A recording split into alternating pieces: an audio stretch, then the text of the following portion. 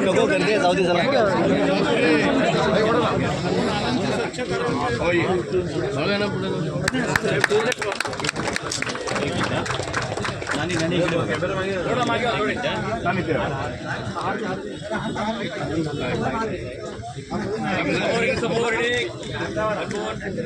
Okay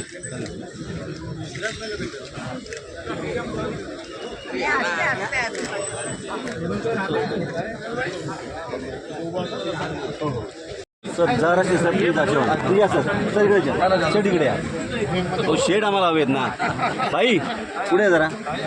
हां बस okay हे भाऊ जरा जरा एक मिनिट जरा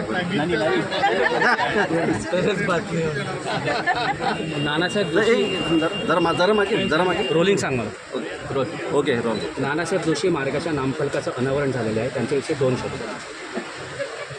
खरं तर स्वर्गीय नानासाहेब जोशींना ही चिपळूणकरांनी वाहिलेली आदरांजली. माझा देखील राजकीय प्रवास हा नानासाहेब जोशींच्या समोरच सुरू झाला आणि नानांचं नेतृत्व हे काय फक्त चिपळूणपुरतं मर्यादित नव्हतं.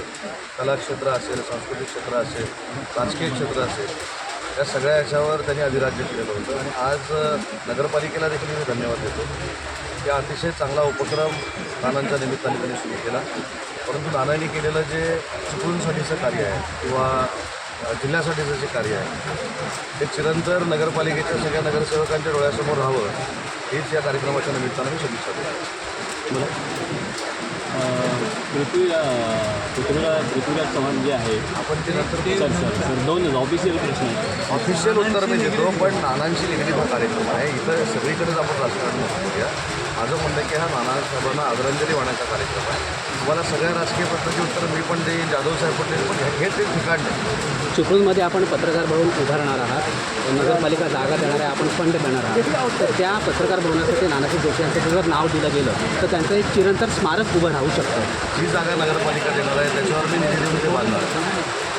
नगरपालिकेकडे ते हँडओव्हर होणार आहे. शेवटी नगरपालिकेच्या जनरल बॉडीनं हा ठराव करावा आणि नानासाहेबांचं नाव दिलं तर आम्हाला आनंदच आहे. त्याच्यामुळे त्याच्यामध्ये कुठेही कॉन्ट्रोवर्शियल काय होण्याची शक्यता नाही. ठीक आहे, ओके, धन्यवाद.